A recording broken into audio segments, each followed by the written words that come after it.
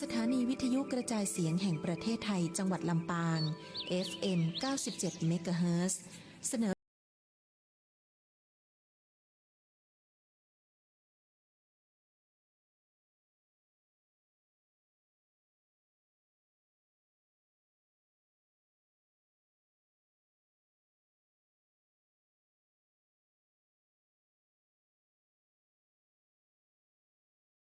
ปานาติปาตาเวรมณีอทินนาทานาเวรมณีกาเมมุสาสุราเม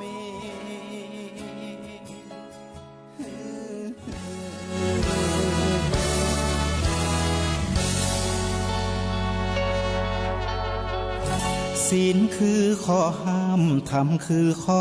ให้พุทธองค์ตรัสไว้ชี้ทางใจให้ภาคเพียรเบญจศีลเบญจธรรมท่องจำสมัยเราเป็นนักเรียนธรรมะไม่เคยแปรเปลี่ยนแต่เรายังจำได้มาทวงคำมันหมู่บ้านศีลห้าคือเป็นพันธะชาวพุทธทุกคนทั่วไทยสำนักพุทธขับเคลื่อนธรรมจุดเทียนสว่างที่กลางหัวใจสังคมจะร่มเย็นได้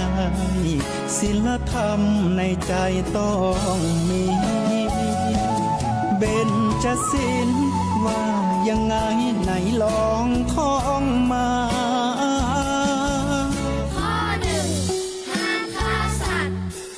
ข้อสองห้ามลักทรัพย์ข้อสามห้ามประพฤติผิดในกามข้อสี่ห้ามพูดเท็จข้อห้าห้ามดื่มสุราแล้วเบญจะทำทั้งห้าว่าอย่างไรในบอกชัดๆอีกทีข้อหนึ่งเมตตากรุณาข้อสองสัมมาอาชีพริโยไทยไขแสงใกล้แจ้งแล้วฝูงวิหกร้องเจ้ยแจ้วแสวงหาซึ่งอาหารทะยานไปในนภาหมู่ปักษายังขยันหมั่นหากินท่านที่รักจะซบนอนอยู่ใยเล่าตื่นแต่เช้าเพื่อขัดเกลาจิตเป็นนิจศีลแสวงหาธรรมพระสัมมาเป็นอาจินชำระล้างซึ่งมลทินออกจากใจอายุไขในมนุษย์นี้น้อยนักอย่าช้าชักจะเกินการสุดแก้ไขเพราะบางคนอาจตายถึงก่อนวัยมรณภัยนี้ไม่รอให้ต่อรองเป็นมนุษย์สุดแสนดีมีโอกาสมีปัญญาเฉลียวฉลาดกว่าสัตว์ทั้งผองขอวิงวอนให้ท่านจงไตรตรองยึดพระธรรมมาประคองกับดวงใจเป็นอุปนิสัยเป็นปัจจัยในภายหน้าเป็นปัญญาบารมีชี้แจ่มใสเพื่อไม่หลงเพลิดเพลินเมื่อเดินไปเชิญท่านไซตื่นขึ้นรับสดับธรรม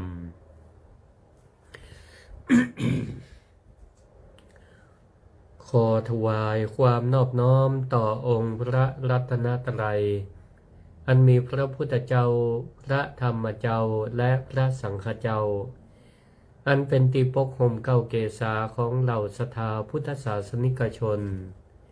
ขอถวายความเคารพ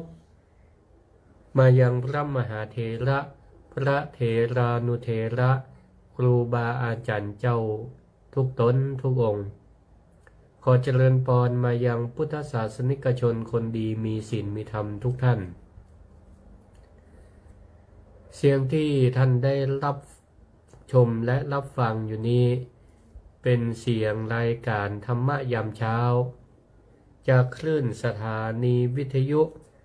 กระจายเสียงกรมประชาสัมพันธ์แห่งประเทศไทย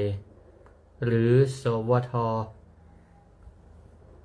กรมประชาสัมพันธ์จังหวัดลำปางสถานีวิทยุ FM 97.0 เมกะเฮิรตซ์ซึ่งรายการธรรมะยามเจ้านี่ก็ออกทุกวันในเวลาตี 5 ถึง 6 โมงเจ้าซึ่งแต่ละเจ้านั้นก็มีครูบาอาจารย์พระนักเผยแผ่ได้หมุนเวียนสลับเปลี่ยนกันมาออกรายการส่วนในรายการธรรมยามเจ้าวันเสาร์ ทุกๆเจ้านั้นก็จะเป็นวาระของอาตมภาพพระครูสิริธรรมบัณฑิตอาจารย์ประจำมหาวิทยาลัยมหาจุฬาลงกรณราชวิทยาลัยวิทยาลัยสงฆ์นครลำปางเจ้าวาดวัดมิ่งเมืองมูลตำบลพี่ชัยอำเภอเมืองจังหวัดลำปางวันนี้ก็ตรงกับวันเสาร์เจ้าของวันเสาร์ที่1เดือนมีนาคมพุทธศักราช2568ก็ถือว่าเป็นวันแรกของเดือนมีนาคมเป็นวันเริ่มแรกวันเริ่มต้นของเดือน วันนี้ก็ขอให้ทุกท่านทุกคนนั้นได้มีรอยยิ้มที่เบิกบานแจ่มใสต้อนรับวันใหม่เดือนใหม่ของเดือนมีนาคมขอให้เป็นตอนเจ้าที่มีความเบิกบานมีความสุขตื่นเจ้าขึ้นมาก็มีแต่ความผ่องใสมีจิตใจที่เบิกบานพร้อมที่จะรับอรุณพร้อมที่จะต้อนรับวันใหม่ด้วยการทำดีคิดดีพูดดี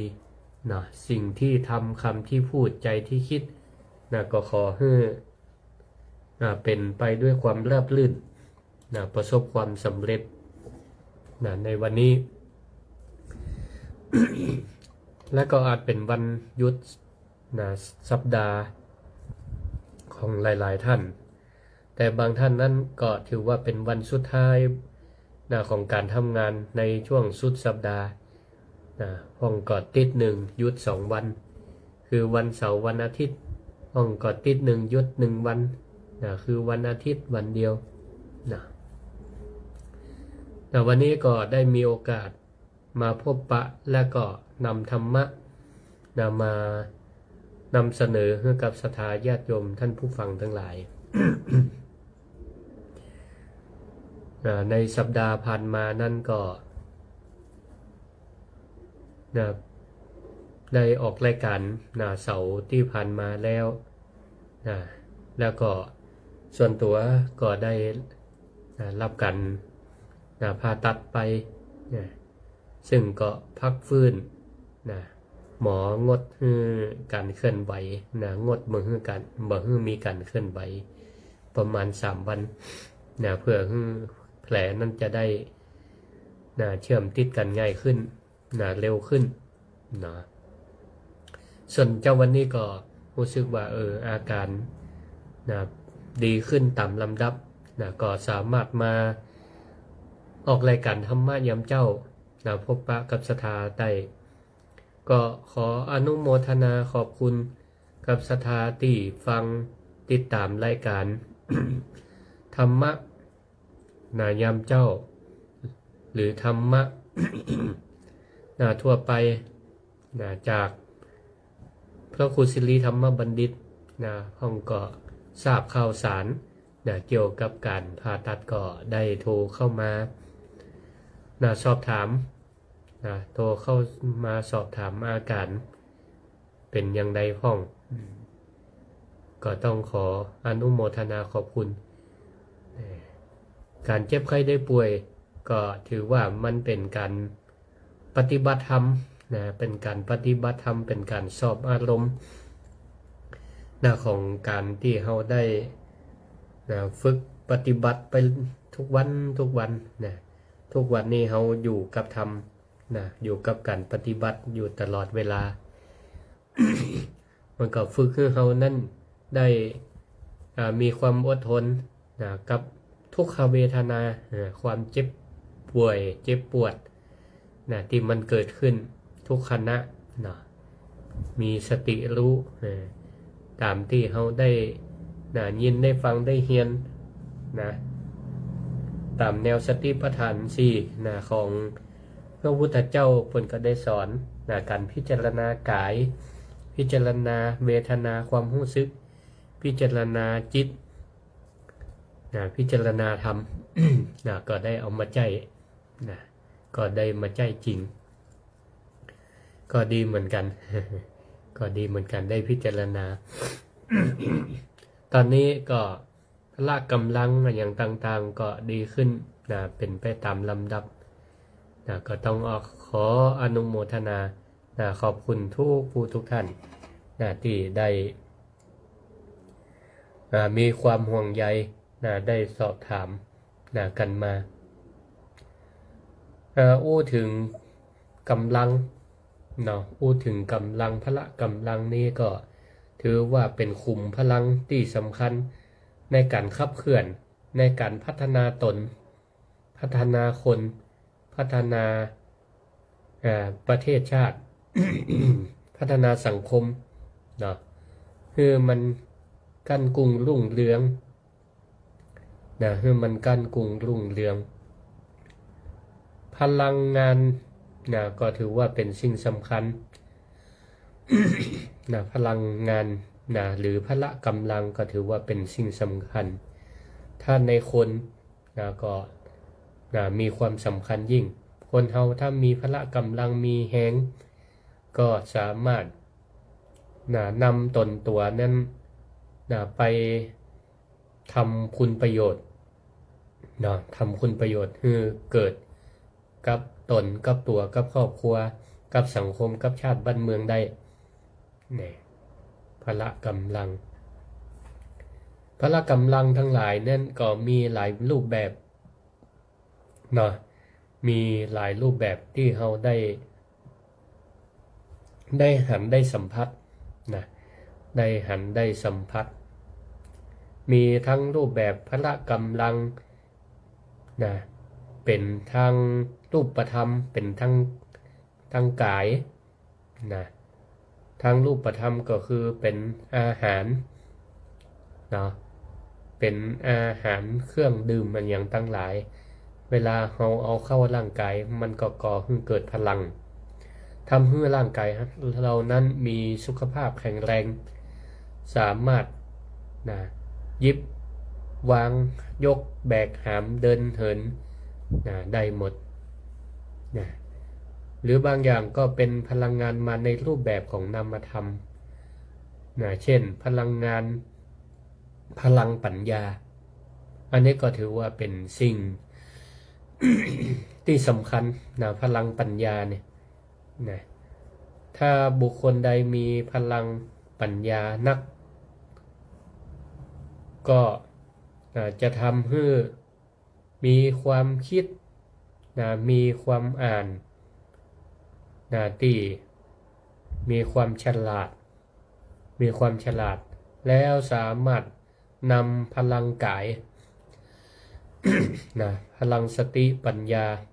ที่มีความฉลาดรอบคอบก็สามารถที่จะทำให้พลังกายของเรานั้นไปทำประโยชน์นะได้นักได้มากมายและก็เป็นประโยชน์ต่อตนเองครอบครัวต่อชุมชนสังคมนะและประเทศชาติในที่สุด ก็มีดังพุทธสุภาษิตที่พระพุทธองค์เปิ่นได้ตรัสไว้ว่าตังพลานังพลังเศรษฐังอักขังปัญญาพลังวาลังแปลหมายความว่า กำลังปัญญาประเสริฐยอดเยี่ยมกว่ากำลังทั้งหลายเพราะว่าบัณฑิตนั้นผู้มีกำลังปัญญา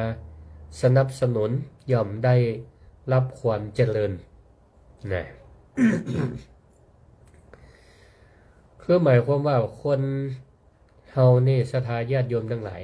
เฮาลองสังเกตตัวเฮานี่ละเป็นศูนย์กลางแล้วกันเนาะ กันไปมองคนอื่นก็ได้อยู่นะแต่ต้องมองในลักษณะแห่งความสำเร็จนะถ้ามองคนอื่นนี่เรามองเป็นลักษณะเอาความสำเร็จของคนอื่นเอามาเปรียบเทียบแล้วขับเคลื่อนตัวเก่าเพื่อมีความสำเร็จตามเปิ้นนี้อันนี้ก็ได้นะแต่บ่ได้หมายความว่ามองความสำเร็จของคนอื่นแล้วเอามาเป็นสิ่งที่กดทับนะความสามารถของตัวเก่านะแล้วก็มาบูลลี่ตัวเก่ากำไม นะเอามาคมตัวเก่านะว่าเฮานี่เป็นใดทำบ่ได้เหมือนเปิ้นอย่างนี้เป็นต้นแต่ถ้าเราหันความสำเร็จของคนอื่นของบัณฑิตนะทั้งหลายแล้วเอามาเป็นพลังในการขับเคลื่อนนะเป็นพลังกายพลังใจของตัวเก่าคือขับเคลื่อนมีความประสบความสำเร็จตามเปิ้น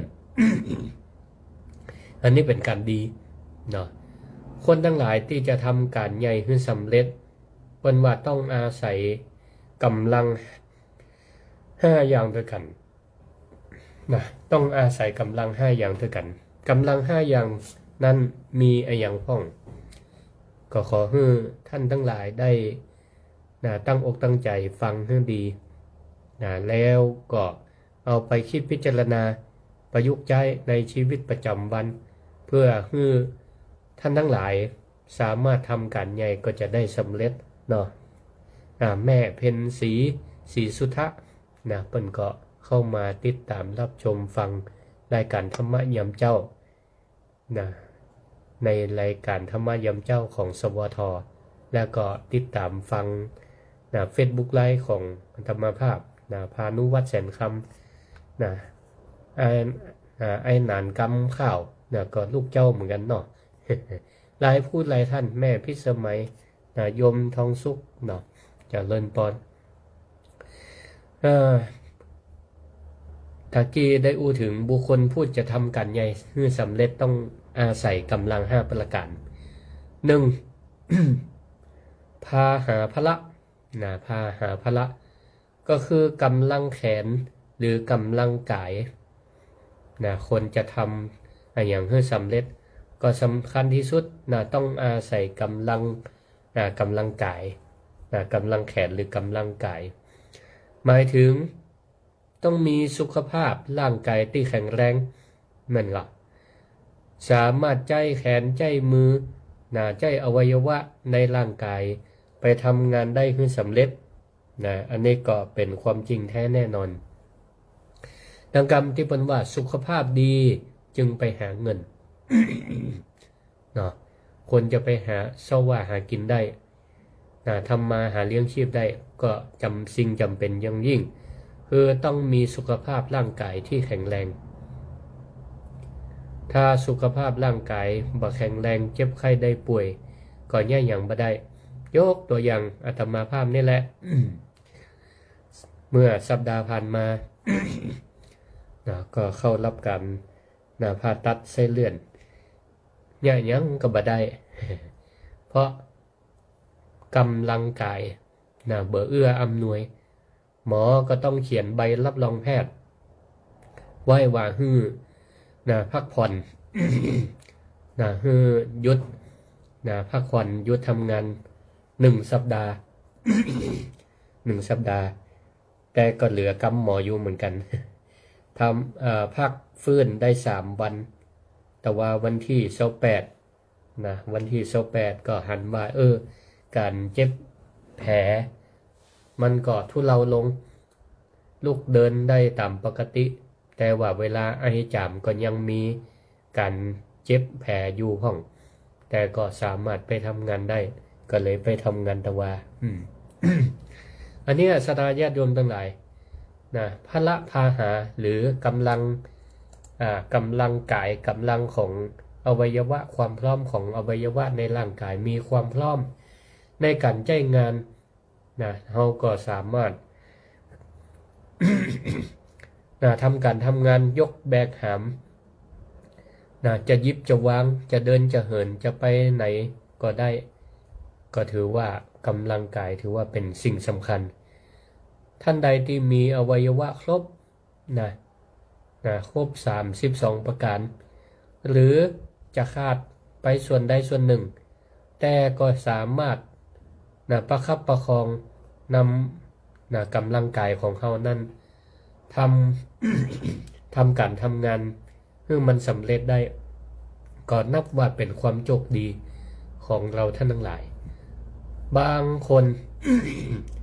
เปิ้นสูญเสียอวัยวะพ่องก็ตั้งแต่กำเนิดพ่องก็เกิดอุบัติเหตุแต่เปิ้นก็บ่ย่อท้อต่อการดำรงชีวิตก็ยังใจอวัยวะสังขารร่างกายที่มันเหลืออยู่ที่มันพอจะทำได้เช่นมีนิ้ว10นิ้วหายไป1นิ้ว2นิ้ว3นิ้วพ่องหายไปหลายพ่องบ่มีเลยเปิ้นก็บ่ได้นึก ตัดพ้อต่อว่าชีวิตของตัวเก่าว่าขาดอวัยวะแล้วบ่สามารถจะทำการทำงานได้เปิ้นก็ยังทำได้ตามปกติก็ยังใจส่วนที่มันเหลืออยู่เนี่ยทำตามปกติเพื่อที่บ่เป็นภาระต่อคนรอบข้างต่อชุมชนต่อสังคมกับกลายเป็นว่าเป็นแรงบันดาลใจให้คนหลายๆคนที่มีอวัยวะครบ32ประการให้มีแรงผลักดันมีแรงขับในการสู้ชีวิตบางเตือเปิ้นก็อาจจะขาดพลังใจแต่มีพลังกายอยู่แต่พอหันกลับไปพอหลายๆคนที่เปิ้นสูญเสียอวัยวะบางส่วนแต่เปิ้นก็ยังมีความมุ่งมั่นบ่ย่อท้อต่อชีวิตเปิ้นก็ยังทำการทำงานได้เหมือนเดิมนี่ก็ยังเป็นพลังใจให้กับคนหลายๆคนศรัทธาญาติโยมทั้งหลายต่อไปข้อที่2 โภคพละโภคพละหมายความว่าอย่างไรก็คือกำลังคือโภคสมบัติกำลังโภคสมบัติคือทุนทรัพย์ทุนทรัพย์บอกว่าจะเป็นทรัพย์สินเงินทองหรือเข้าของในบ้านในจองเฮาก็ถือว่าเป็นโภคพละที่พร้อมจะมาบำรุงเลี้ยงคนในครอบครัวเลี้ยงตัวเก่าเป็นต้นทุนในการดำเนินชีวิตอันนี้ก็ถือว่าเป็นสิ่งสำคัญพ้องพลังกายมีสุขภาพแข็งแรงดีแต่บ่มีต้นทุนอันนี้ก็ลำบากเหมือน เหมือนกับการออกเดินทางศรัทธาญาติโยมทั้งหลายมีพลังร่างกายดีแต่ว่าบ่มีเสบียงเสบียงในการเดินทางอาหารการกินน้ำดื่มมีน้อยหรือบ่เพียงพอก็ทำให้การเดินทางนั้นก็ลำบากพอสมควร เพราะฉะนั้นกำลังคือโภคสมบัตินี้ก็ถือว่าเป็นส่วนสำคัญอย่างหนึ่งของการที่เขาจะทำมาอย่างให้สำเร็จมีพลังกายในการทำงานพอทำไปสักพักแต่มันขาดโภคสมบัติคือต้นทุนอาหารหรือว่าเงินทองทรัพย์สิน ก็ถือว่าเป็นสิ่งสำคัญบางพ่องก็ต้องแทนที่จะเริ่มสตาร์ทพร้อมๆกับคนอื่นที่เปิ้นมีต้นทุนมีเสบียง เนาะมีโภคสมบัติเปิ่นก็สามารถเดินได้เลยแต่เฮาก็ต้องจ้ากว่าเปิ่นโดยการไปเสาะแสวงหานะไปเสาะแสวงหาอย่างเช่นจะลงทุนค้าขายแต่เมื่อมีทุนร้อนก็ต้องนะไปทำงานเหียก่อนไปทำงานหาเลี้ยงแล้วก็แลกมาด้วยนะทุนร้อนเอามาเป็นทุนในการนะตั้งต้นชีวิตนะอย่างนี้อันนี้ก็ถือว่าเป็นปัจจัยที่สำคัญส่วนหนึ่งนะในพลัง5ต่อไปพลังที่3พลังที่3ก็ได้แก่บริวารนะหรือเป็นห้องว่าอมัจจพละอมัจจพละก็คืออำมาตย์เสนาเนาะหรือกำลังบริวารนะกำลังคือบริวารหมายความว่าจะใดหมายความว่าการที่เขาจะทำอะไรอย่างเนี่ยจะให้มันสำเร็จโดยเฉพาะสำเร็จได้โดยง่ายโดยเร็วทีมงานนี่ก็ถือว่าเป็นสิ่งสำคัญบริวารญาติพี่น้องนะหรือผู้บังคับบัญชาผู้บริหารหัวหน้าจะทำการทำงานอันใดให้มันสำเร็จการมีทีมงานที่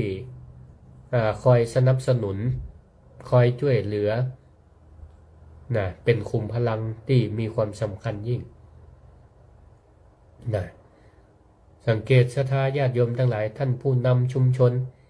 ได้ประกาศนะหรือตั้งวัดตั้งวาได้ประกาศขอศรัทธาญาติโยมพี่น้องเจ้าบ้านมาช่วยกัน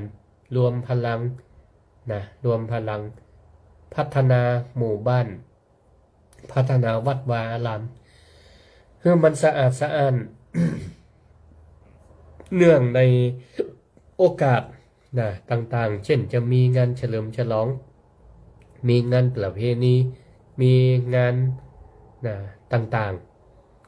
ๆถ้าเราทำคนเดียว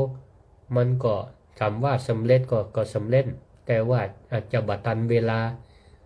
อาจจะเนิ่นจ้าไปแต่ถ้าเราอาศัยขุมพลังบริวารนะปีหู2น้องหู1ย่าการคนเดียวเหมือนอินหิมตายย่าการคนหลายเหมือนปั้นเล่นเนาะกำบะเก่าคนเมืองเขาจึงว่าจะอันเป็นเครื่องแสดงให้หันว่าบริวารญาติสนิทมิตรสหายนะค่าใจหรือว่าคนทั้งหลายเพื่อนต่างๆถือว่าเป็นพลังกำลังที่สำคัญนะส่วนหนึ่งนะเป็นกำลังที่สำคัญในการที่เขาจะช่วยเหลือเกื้อกูลซึ่งกันและกันรวมเป็นหนึ่งนะมาช่วยกันทำการทำงานงานใหญ่ก็จะกลายเป็นงานน้อยและก็มีความสำเร็จในที่สุดนะต่อไปกำลังที่4นะกำลังที่4คืออภิสัจจะพละอภิชัจจะพละก็หมายถึงกำลังที่มีชาติตระกูลสูงหมายความว่าจะใดหมายความว่า การที่เขาจะทำมาอย่างให้ประสบความสำเร็จนะการที่เขานั้นได้เกิดในตระกูลฐานะนาตีดีเป็นที่นิยมชมชอบของคนทั่วไปหรือมีวุฒิการศึกษาได้รับการศึกษาได้ผ่านการอบรมนะมาอย่างดีก็ถือว่าเป็นปัจจัยที่สำคัญทำให้การงานนั้นสำเร็จเพราะเป็นเครื่อง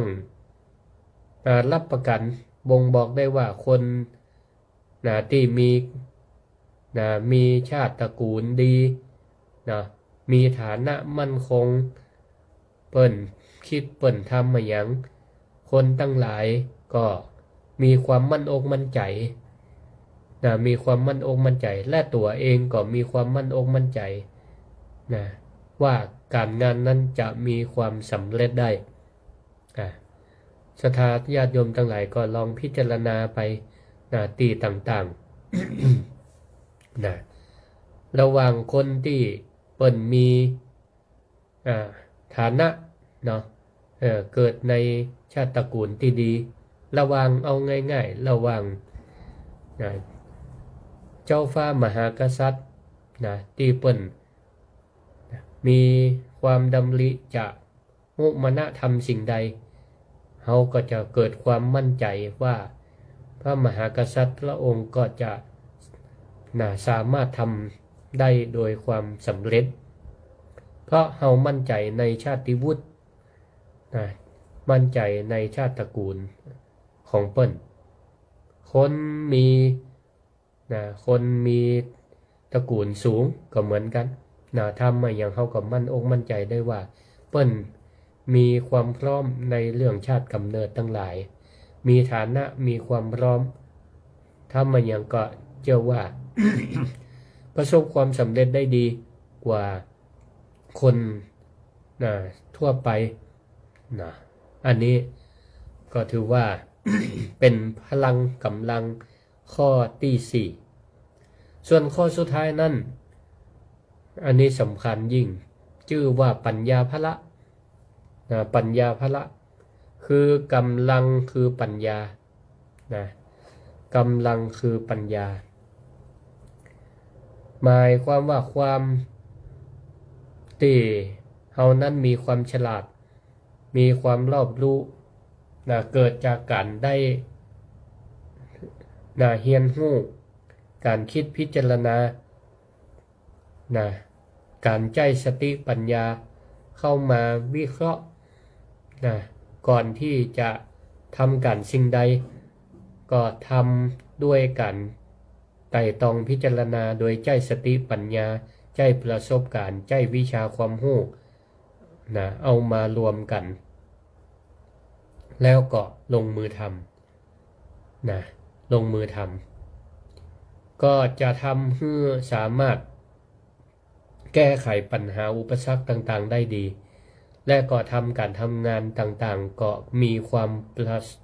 สบความสำเร็จมีประสิทธิภาพในบรรดากำลังทั้ง5ประการนี้ศรัทธาญาติโยมทั้งหลายกำลังแขนหรือกำลังกายในข้อที่1เปิ้นจัดว่าอยู่ในอันดับท้ายที่สุดในบรรดา5อย่างนี้นะท้ายที่สุดเลยอยู่ความสำคัญเนี่ยเพราะฉะนั้นคนใดที่บอกว่าสังขารร่างกายอวัยวะบ่ครบบ่พร้อมเนี่ยมันสามารถจะทำอย่างได้นี่บ่ใจเลยเพราะเปิ้นได้เรียงอันดับความสำคัญของกำลัง5อย่างเนี่ยกำลังกายนี่ถือว่าบรรดา5อย่างนี้กำลังกายสำคัญน้อยที่สุดเป็นเพียงส่วนองค์ประกอบในบรรดา5อย่างเพราะกำลังกายถ้าเราทำอย่างแล้วเนี่ยก็จะทำใครทำก็ทำทำไปเลยแต่เราบ่มีกำลังปัญญาในการควบคุมสักแต่ว่าทำท่านทั้งหลายคงจะเคยได้ยินเปิ้นเฮือทำอย่างกระทำโดยใจแต่กำลังอย่างเดียวบ่ใจปัญญาเปิ้นห้องว่าเป็นกำลังมืดบอดในทางพระพุทธศาสนาเรียกว่ากำลังมืดบอดสร้างแต่ความเดือดร้อนแก่สังคมคือนึกอยากจะทำก็ทำแทนที่จะเป็นดีใครช่วยเปิ้นแต่บ่ได้ใจกำลังสติปัญญาเข้าไปประกอบสักแต่ว่าทำใจแต่แหงอย่างเดียวแทนที่จะเป็นผลดีบ่ดีสักกรรมสร้างความเดือดร้อนให้แก่ชุมชนสังคมครอบครัวอย่างนี้เพราะการใจแต่กำลังอย่างเดียวในการทำงานก็จะได้ค่าตอบแทนเป็นค่าแรง ถ้าเป็นค่าแรงก็เป็นค่าแรงขั้นต่ำเนาะเป็นห้องค่าแรงขั้นต่ำก็เหมือนกับเฮาใจแรงงานทั่วไป แต่ถ้าใจกำลังปัญญามันก็จะมีความละเอียดรอบคอบมากขึ้นท่านทั้งหลายลองสังเกตพอกันนะการจ้างนะการค่าตอบแทนตึงวันนี่นะเปิ้นทำไมถึงมีการเอาวุฒิการศึกษานั่นก็คือเป็นการแสดงถึงกำลังปัญญาหรือไม่การที่มีวุฒิขั้นระดับที่หนึ่งก็มีระดับกำลังปัญญาเท่านี้จบม.3 ก็มีระดับกำลังปัญญาเท่านี้ได้ค่าแรงเท่านี้กำลังปัญญาวุฒิม.6 มีกำลังปัญญาเท่านี้ได้ค่าแรงเท่านี้กำลังปัญญาปริญญาตรีก็มีค่าแรงเท่านี้ตามกำลังปัญญาตามกำลังปัญญาเนี่ยไล่ลำดับขึ้นไปนี่แสดงว่า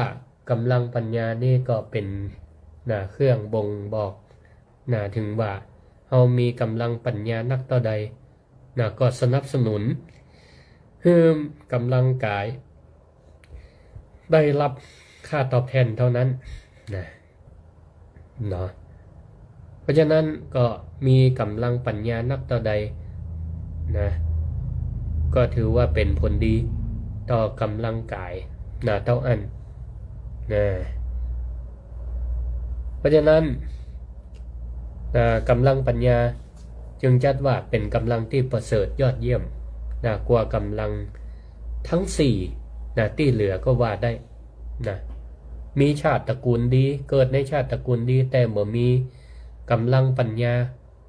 ก็บ่ประสบความสำเร็จหลายๆคนหลายๆคนเขาก็หันอยู่เกิดในชาติตระกูลที่ดี แต่บ่ตั้งอกตั้งใจเฮียนเกิดความประมาทในชีวิตคิดว่าเกิดมาบนกองเงินกองทองมีพ่อแม่รวยพ่อแม่หิหามาฮื้อใจกินจาดนี้บ่หมดบ่เสี่ยงเกิดความประมาทในการดำเนินชีวิตบ่มีกำลังปัญญาก็จะทำให้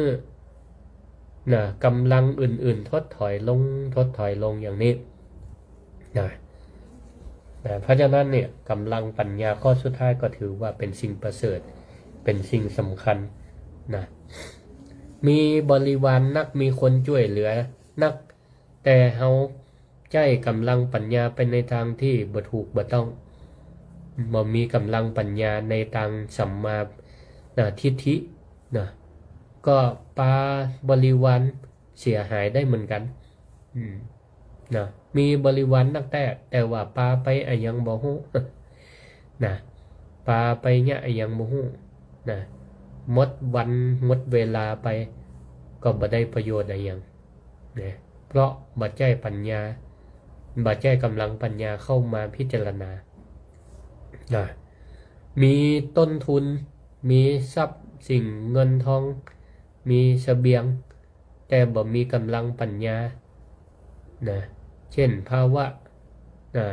สถานการณ์แบบนี้เศรษฐกิจแบบนี้เอาไปลงทุนอีกอย่างหนึ่งเช่นเอาไปสถานการณ์เป็นปกติไปทำอะไรอย่างแปลงไวรัสต้านโควิดอย่างเอียนเปิดหมดไปละมันก็บ่มีก็บ่ได้ขายหรือปลาบริวารเปิ่นจะมีงานอยู่วันหูวันฮือก็ป้ากันไปเนี่ยอย่างหูใจคนบ่ถูกกำงานห้องเปิ่นถนัดจังไฟเอาไปกลางเต้นเปิ่นถนัดใจแหงกลางเต้นเอาไปต่อน้ำต่อไฟอย่างนี้เป็นต้นก็ทำให้การงานนั้นก็บ่สำเร็จได้นี่เพราะฉะนั้นเนี่ยกำลัง5ประการ กำลังทางปัญญาถือว่าเป็นสิ่งที่สำคัญในคำสอนของพระพุทธเจ้าเพิ่นก็ได้ตรัสเอาไว้ว่าปฏิรูปการีทุลวานาอุทธาตาวินทะเตทนังก็หมายความว่าคนทำเหมาะสมบ่ทอดทุละเป็นผู้มันขยันก็ย่อมหาทรัพย์มาได้นะมีครูบาอาจารย์นักปราชญ์ได้ประพันธ์บทประพันธ์ไว้ว่าทรัพย์นี้มีไกลใครปัญญาไวหาได้บ่นานทั่วแคว้นแดนดินมีสิ้นทุกสถานผู้ใดเกียรติคร้านบ่ผ่านพบเลยนะทรัพย์สินนะทรัพย์คว้าเงินทองทั้งหลายเนี่ยที่จริงเนี่ยเฮาเตียวไปเนี่ยถ้าคนใดมีปัญญาพอไปก็เป็นทรัพย์เป็นสมบัติได้ทั้งนั้นนะเป็นทรัพย์เป็นสมบัติได้ทั้งนั้นนะบางห้องนี่แค่หันหนูตายตัวเดียวนะในชาดกนะมีมานพคนหนึ่งนะมีมานพคนหนึ่งก็หันแค่หนูตายตัวเดียวก็ยังหันเป็นทรัพย์ได้นะหันเป็นทรัพย์ได้ก็เลยเอาหนูตายตัวเดียวเนี่ยไปขายให้กับคนเลี้ยงแมวเอาไปขายให้กับคนเลี้ยงแมวคนเลี้ยงแมวก็รับซื้อไว้ได้สตังค์มานิดหน่อย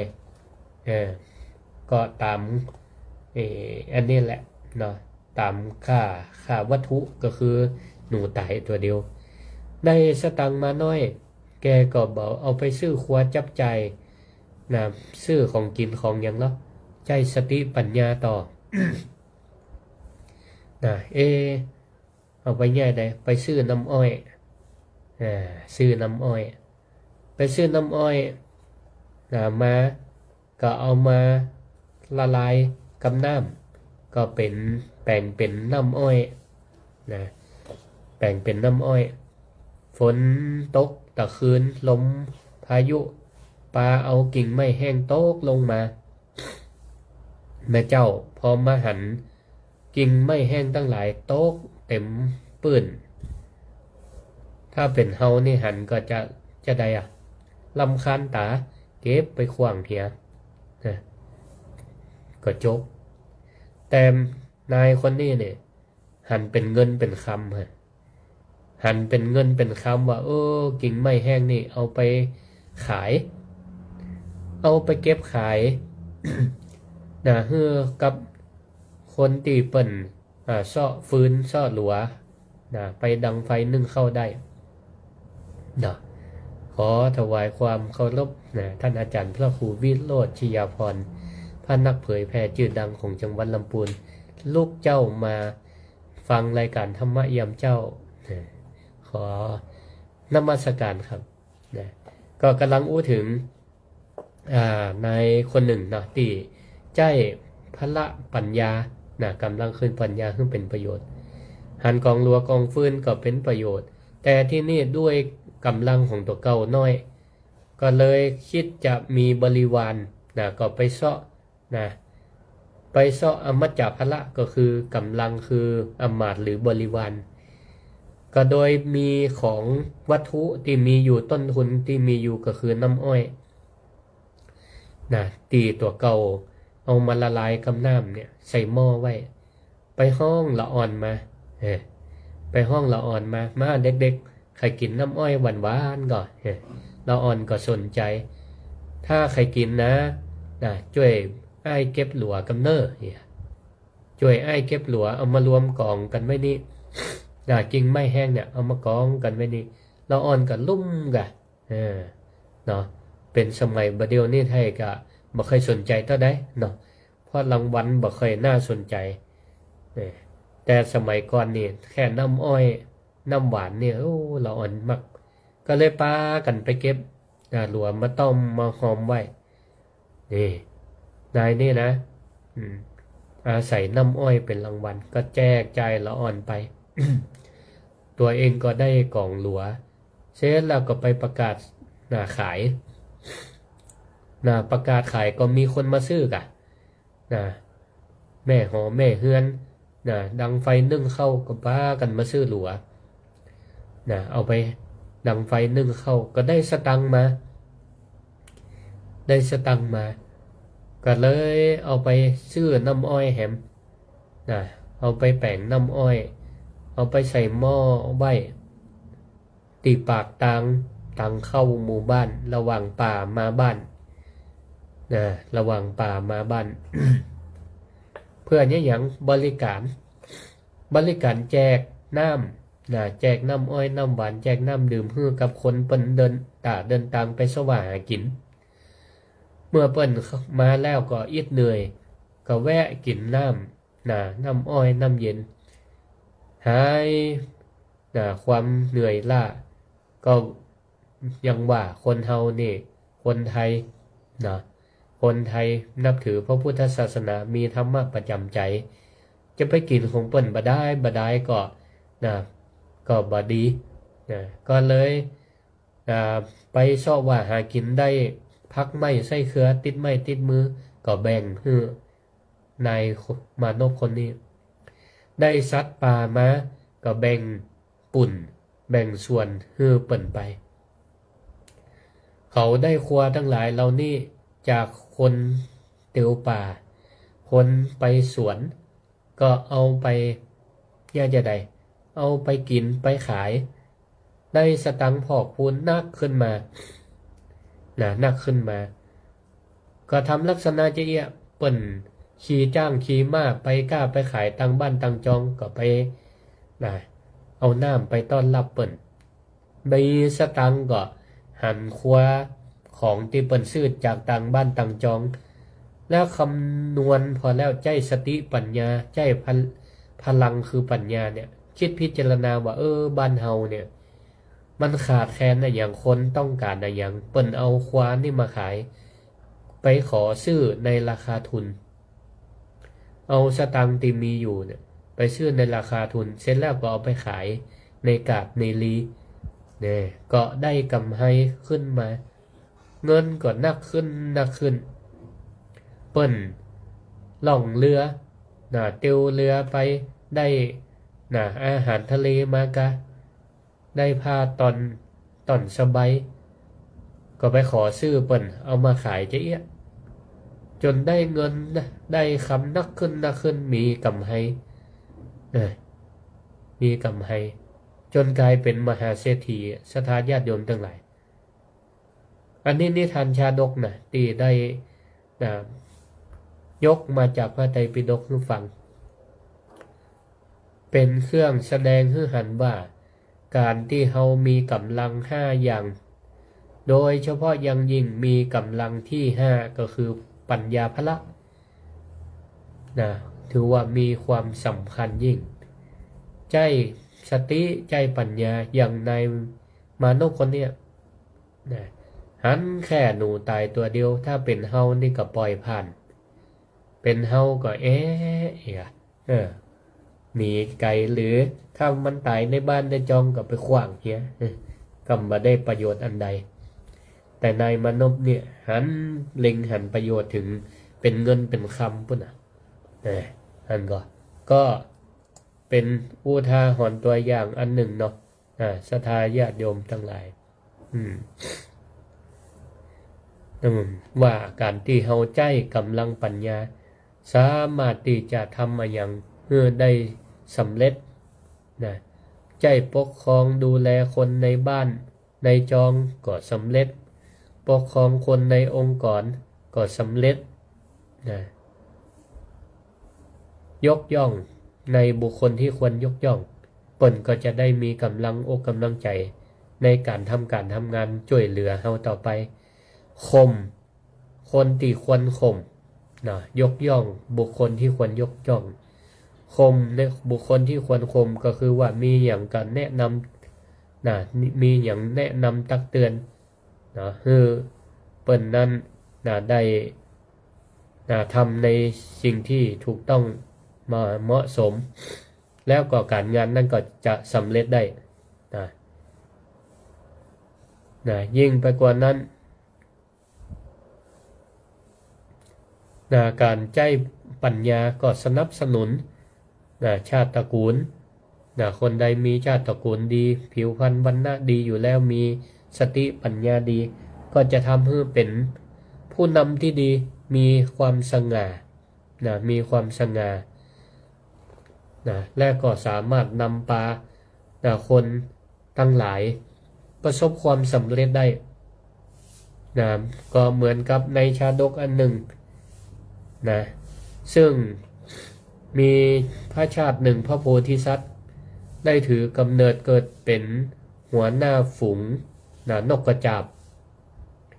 ก็มีฝูงนกกระจาบหลายพันตัวได้อาศัยอยู่ในป่าแล้วก็มีนายพรานคนหนึ่งก็มีอาชีพคอยจับยับนกกระจาบไปขายเอาไปถอดไปแปรรูปขายแต่ละวันแกก็จะใช้วิธีการเอาเข้าไปล่อเอาเข้าเปลือกเอาเข้าโพดพ่องไปล่อในพื้นตีลานกว้างพอมีนกกระจาบทั้งหลายไปจับกินนายพรานนี่ก็เอาแหเอาตะข่ายไปหว่านพอหว่านเสร็จแล้วนกตะข่ายมันสะดุ้งป๊อบกับปลากันบินหนีตัวไผ่ตัวมันเอาตัวรอดถ้าตัวในหนีบ่ทันก็ตกเป็นเหยื่อของนายพรานนี้ก็ทำอย่างนี้ทุกวี่ทุกวันนายพรานก็ยังว่ามันก็ใช้ปัญญาพละของมันที่มีอยู่มันก็ได้เหยื่อมันก็ได้เหยื่อไปแล้วก็เลี้ยงชีวิตไป ทีนี้ก็สร้างความเดือดร้อนให้กับฝูงนกกระจาบอยู่มาวันหนึ่งนกกระจาบโพธิสัตว์ผู้เป็นผู้นำผู้เป็นจ่าฝูงก็ได้มาคิดพิจารณาว่าถ้าปล่อยให้สถานการณ์ยังไปเรื่อยๆลูกฝูงของเขาเนี่ยนกกระจาบทั้งหลายก็จะต้องตายไปทุกวันวันละตัว2ตัวหลายตัวอย่างนี่บ่เป็นผลดีต่อความมั่นคงของฝูงนกกระจาบทั้งหลายเฮาในฐานะเป็นเจ้าฝูงควรคิดทำการอย่างใดอย่างหนึ่งเสร็จแล้วก็มาพิจารณาเนี่ยแกก็ใจรักอริยสัจสี่นี่ศรัทธาญาติโยมทั้งหลายคือหันทุกข์ก่อนหันผลที่มันเกิดขึ้นว่าความตายของฝูงนกกระจาบมันเป็นทุกข์สืบหาเหตุก็เพราะตาข่ายของนายพรานเนี่ยเป็นเหตุที่ทำให้นกกระจาบทั้งหลายต้องติดกับดักและก็โดนนายพรานจับไปในที่สุดและทีนี้ก็นึกถึงเป้าหมาย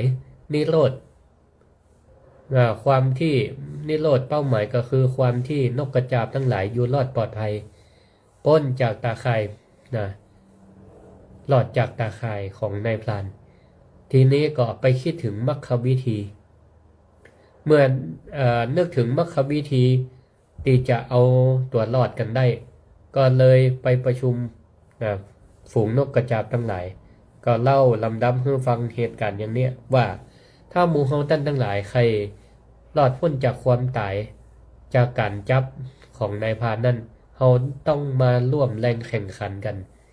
ใจสามัคคีคือพลังหมายความว่าถ้าเฮาไปจับไปกินเม็ดข้าวโพดข้าวสารข้าวเปลือกแล้วเนี่ยนายพรานเวียงแหลงมาคุมหมู่เฮาท่านทั้งหลายจะไปฟังตื่นตกอกตกใจจะไปฟังกวาด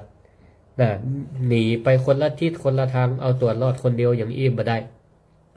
จะปากันจะปาเฮาเนี่ยเสียญาติพี่น้องไปถ้ามันโดนแห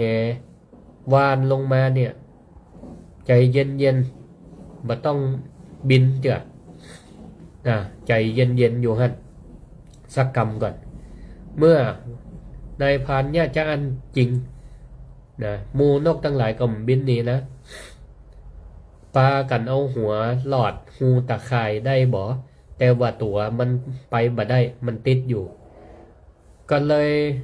เจ้าฝูงนกกระจาบเป็นพ่อโพธิสัตว์เนี่ยก็เลยส่งสัญญาณหมู่เฮา บินพร้อมกันเนอเฮียว่าแล้วนกฝูงนกกระจาบทั้งหลายก็ปากันช่วยกันกระพือปีกด้วยพลังพลังกายของนกกระจาบแต่ละตัวได้ขับเคลื่อนพลังกายกระพือปีกรวมกันเป็นพลังกายอันยิ่งใหญ่ยะฮือกำลังกายของตัวเก่าบินขึ้นไปท้องฟ้าปลาเอาไข่ปลาเอาตาไข่ไปตัวเพราะกำลังข้อที่1พลังกายนี่ก็ถือว่าสำคัญ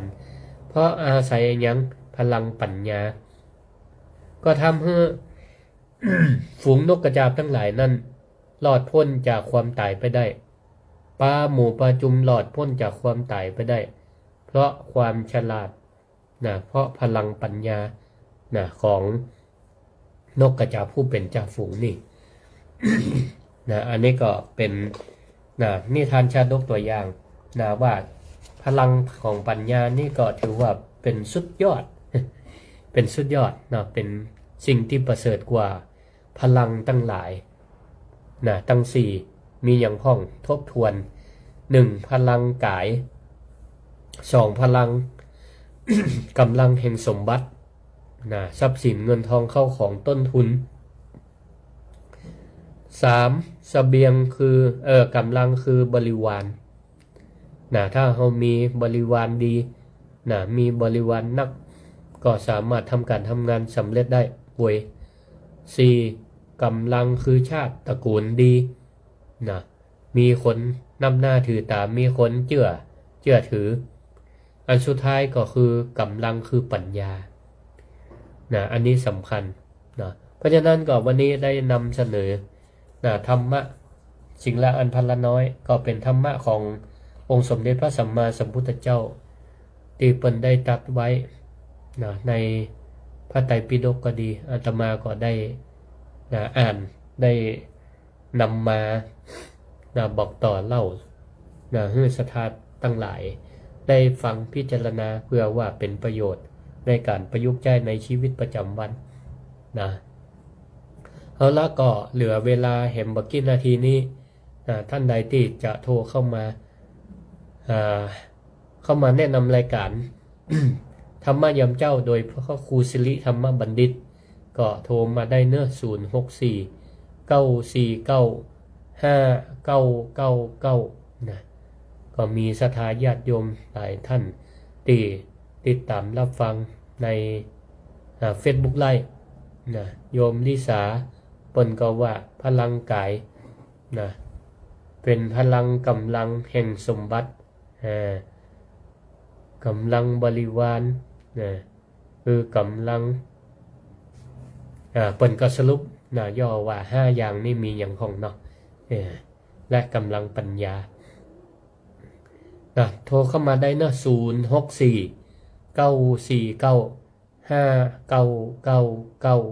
รายการธรรมะยามเจ้าโดยพระครูสิริธรรมบัณฑิตอาจารย์วิไลสงฆ์นครลำปางจังหวัดวัดมิ่งเมืองมูลตำบลพิชัยอำเภอเมืองจังหวัดลำปางช่วงนี้ก็เป็นช่วงที่ใกล้จะปิดภาคการศึกษาสำหรับกุลบุตรท่านใดสนใจใครบวชตำบลพิชัยเปิ้นก็มีการประชุมแต่ว่าหน่วยอบรมประชาชนส่วนตำบลพิชัยวัดไหลศิลาทองท่านพระครูสถิตธรรมวิพัฒน์เปิ้นก็เป็นประธานหน่วยอบต.เปิ้นว่าจะมีโครงการบรรพชาอุปสมบทภาคฤดูร้อนใครสนใจบวชห่ำบวชเฮียนกุลบุตรใครท่านได้ใครบวชแล้วมาเฮียนอยู่วัดมิ่งเมืองมูลบวชเรียนฟรีไม่มีค่าใช้จ่ายสนับสนุนใครเฮียนระดับพาเนนมาเดียวประถมศึกษาเพื่อก็เฮียนได้แต่ก่อนนี้ต้องจบป .6 ก่อนถึงได้บวชมาเดียวกำลังเฮียนป .4 ป .5 ป .6 ก็สามารถเป็นผ้าเป็นเนนไปเฮียนได้แต่ต้องช่วยเหลือตัวเก่าได้พองซักผ้าคนเดียวได้ก็มาบวชได้ละเปิ้นบอกว่าถ้าบวชเป็นเนนเนี่ยเปิ้นใจไปไล่ไก่ ไล่นกได้นี่ก็ถือว่ามาบวชได้ละใครเรียนระดับมัธยมศึกษาหรืออุดมศึกษาปริญญาตรีก็มาเรียนมาบวชเรียนกันได้เนอะอยู่วัดมิ่งเมืองมูลก็ได้เจริญปอนจากมาตรการเจ้าแม่บัวขายเจริญปอนฟังอยู่เนาะเจ้าฟังอยู่เจ้าสาธุลูกเจ้าเนาะเจ้าอินฟังว่าจานกาสาธุขอบคุณเนาะตื่นเจ้าเมื่ออยู่ดีมีสุขสุขภาพแข็งแรงเนาะก็ถือว่าเป็นกำลังใจสำคัญข้อหนึ่งเนอะสุขภาพดีเจริญปอนแม่วันที่17ปักแนวก็งั้นอย่างอ่ะที่หลวงพ่อดำเนี่ยที่หลวงพ่อดำนะเนี่ยนะเดี๋ยวกันเนอะเป็นสถานีที่เนื้อเข็มนะกะเดี๋ยวขอพอกำเนอะว่าเป็นมีงานอย่างอันนี้โต๊ะข่าวนี่ขอบคุณเนอะแม่เจริญปอนมีสายแฮมก็ตีจะโทรเข้ามาอันนี้ก็เหลือเวลาแฮมเมื่อกี้นาทีเนาะก็ขออนุโมทนาขอบคุณทุกท่านทุกคนเนาะเจริญปอนทุกเจ้าเจริญปอนแม่อย่างก็แม่มณีสมบูรณ์แม่มณีฟังตั้งใดก็แม่ฟังตรงวิทยุเจ้าบ้านอยู่ตั้งใดบ้านห้วยหีนี่ห้วยหีนี่เนาะแม่มณีสาธุขอบคุณฟังทำกับครูทุกเสาร์นี่ละขอบคุณเนอะขอบคุณหลายที่ตามรับฟังกันเนอะเป็นกำลังใจสาธุขอบคุณป้ากันตั้งใดก็ตากำเนอสาธุเจริญปอนอยู่ดีมีสุขแม่ขอบคุณเวลาจะหมดเวลาเนาะขออนุโมทนาขอบคุณทุกท่านทุกคนนะที่ได้ติดตามรับฟังรายการธรรมะยำเจ้าขอสายสุดท้ายเจริญปอนนมัสการเจ้าพ่อจ๋าแม่เจริญสาธุขอบคุณหลายๆเนอะขอบคุณหลายๆขอบคุณทุกท่านขอบคุณรายการธรรมะยำเจ้าสวทลำปางขอบคุณเจ้าหน้าที่ที่ได้อำนวยความสะดวกที่ให้รายการนี้ได้ออกมาสู่ศรัทธาญาติโยมทั้งหลายอยู่ดีมีสุขเหมือนกันทุกท่านทุกคน